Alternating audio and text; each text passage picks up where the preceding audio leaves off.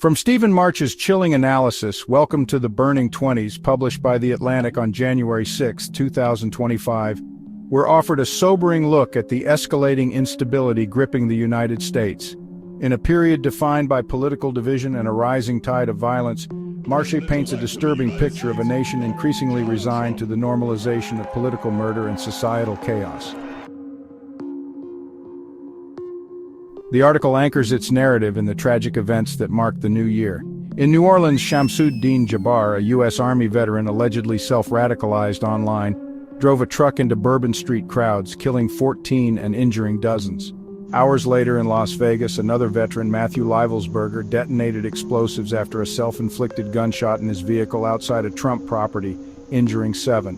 Both acts, along with December's shocking sidewalk assassination of United Healthcare CEO Brian Thompson, reflect a dangerous evolution in American violence.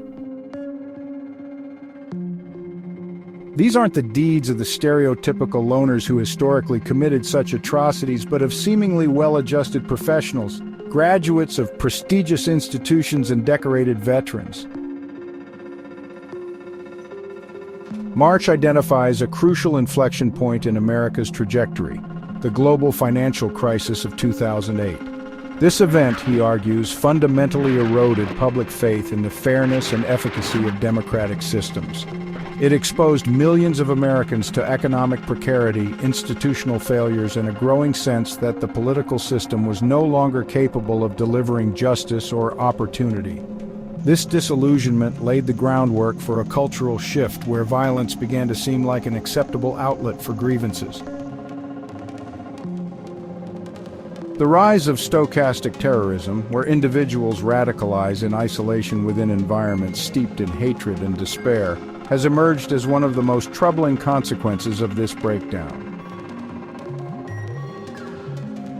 The legitimization of violence has seeped into mainstream culture. In a December poll, 1 in 6 Americans condoned Thompson's murder, with merchandise and free Luigi posters celebrating his alleged killer. This shift parallels societal breakdowns in fragile democracies worldwide, recalling the rise of authoritarian regimes like Viktor Orban's Hungary or Vladimir Putin's Russia. These nations demonstrate how institutional decay and populist disillusionment create fertile ground for cycles of violence and repression.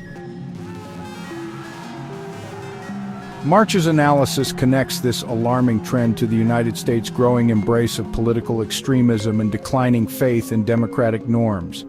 Donald Trump's re-election, marked by incendiary rhetoric and promises of retribution, has deepened divisions. His selection of Kash Patel as FBI director, a move widely seen as prioritizing loyalty over competence, symbolizes the erosion of institutional integrity.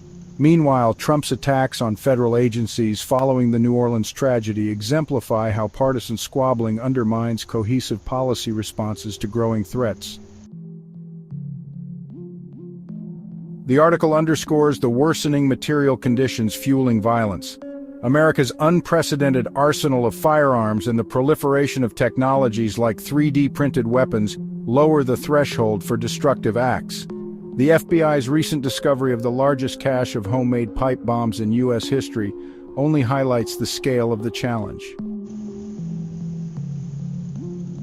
Marche emphasizes how desperation, isolation, and the sense of systemic betrayal have widened the pool of individuals vulnerable to radicalization.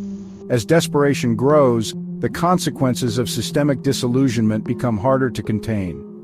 The 2008 financial crisis wasn't just an economic collapse. It marked the beginning of a profound cultural shift, one that continues to shape today's violent instability. America's current trajectory echoes historical crises like Revolutionary France or Weimar Germany, where institutional decay and societal despair led to catastrophic outcomes. Marche's closing words are a stark reminder. Lighting these fires is easy, but controlling their spread or predicting their consequences is impossible. The question for America now is not whether it is burning, but how far the flames will reach, and whether there remains any will to extinguish them. Please subscribe to the Intellectualist new YouTube channel where we present insightful videos analyzing the current events shaping the world. Turn on notifications to receive the latest updates from the channel.